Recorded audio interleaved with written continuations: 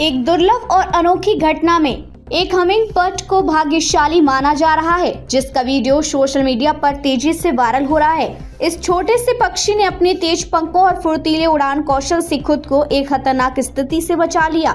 Humming bird अपनी नन्ही काया, अद्भुत गति और हवा में स्थिर रहने की क्षमता के लिए प्रसिद्ध है। इस बार ये नन्हा परिंदा न केवल अपनी सुंदरता बल्कि अपनी चतुराई से भी लोगों का दिल जीत रहा है। प्रकृति प्रेमियों के लिए ये एक नजारा किसी चमत्कार से कम नहीं है। एक दुर्लभ और एक दिल छू लेने वाला नजारा कैमरे में कैद हुआ, जिसमें एक स्नोई आउल अपनी नन्ही संतानों के साथ उड़ान भरती दिखाई दी। ये दृश्य न केवल प्रकृति की खूबसूरती बल्कि मां की ममता का भी अद्भुत उदाहरण है। स्नोई आउल अपने तेज पंखों, सफेद पर और ठंडे इलाकों में रहने की क्षमता के लिए जानी जाती है। ये पल दर्शाता है कि जंगली जीव भी अपने बच्चों की सुरक्षा और देखभाल में कोई कसर नहीं छोड़ते। वीडियो सोशल मीडिया पर तेजी से वायरल हो रहा है और वन्यजीव प्रेमियों को मंत्रमुग्ध कर रहा है। राजस्थान में पाटा गो के शिकार में 3 आरोपी गिरफ्तार। राजस्थान के बाडेला गांव में वन जीव संरक्षण कानूनों की धज्जियां उड़ाते हुए 3 युवकों ने दुर्लभ प्रजाति के पाटा गो का शिकार कर उसका वीडियो सोशल मीडिया पर वायरल कर दिया। मामला तूल पकड़ने पर वन विभाग ने तुरंत कार्रवाई करते हुए हेमाराम मेघवाल, रूपाराम मेघवाल और शंकरलाल सांसी को गिरफ्तार कर लिया। गोडावड़ बचाओ या बेचो, भारत की राष्ट्रीय विरासत पर ब्रांडिंग का खेल। एक और गोडावड़ को बचाने के लिए वैश्विक स्तर पर प्रयास हो रहे हैं, वहीं दूसरी ओर इसका नाम एक विस्की ब्रांड के लिए इस्तेमाल किया जा रहा है। यह न केवल चौंकाने वाला है बल्कि संरक्षण की मंशा पर भी सवाल खड़े करता है। क्या संकटग्रस्त गोडावड़ के नाम पर शराब बेचना नैतिक रूप से सही है? जब भारत इसकी विलुप्ति रोकने के लिए प्रयासरत है, तब इस नाम को ब्रांडिंग के लिए उपयोग करना संरक्षण के नाम पर छलावा नहीं है तो क्या है?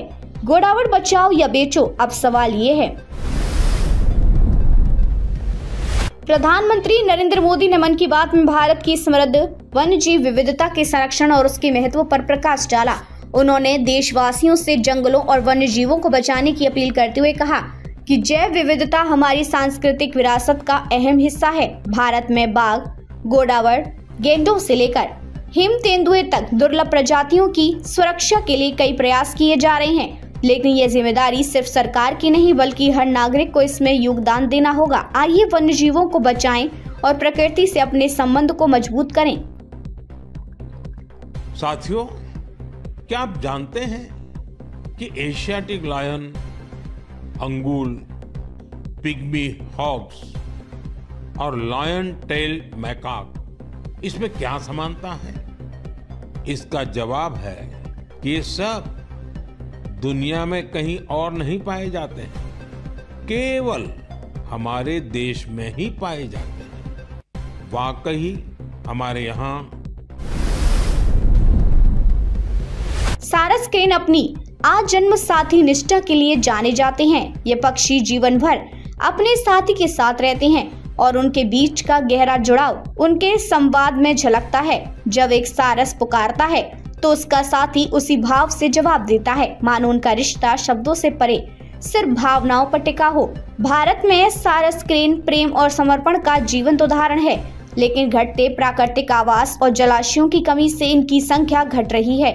हमें इनके संरक्षण की दिशा में कदम उठाने की जरूरत है ताकि हम खूबसूरत पक्षी हमारी प्रकृति का हिस्सा बने रहें। गलत जगह किया है।